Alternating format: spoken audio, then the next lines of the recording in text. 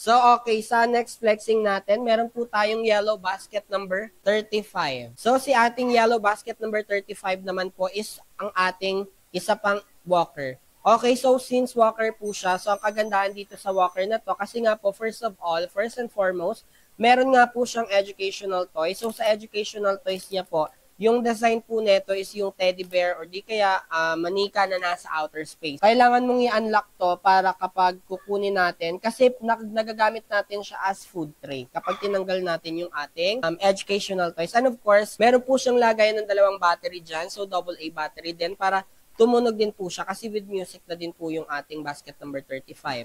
And meron nga din po yan siyang rollable toy sa gilid and may crabs. Okay? So, ayan. So, as you can see, natanggal na natin yung ating educational toys, diba? Makikita nyo po dyan mismo sa ating walker is para talaga siyang food tray.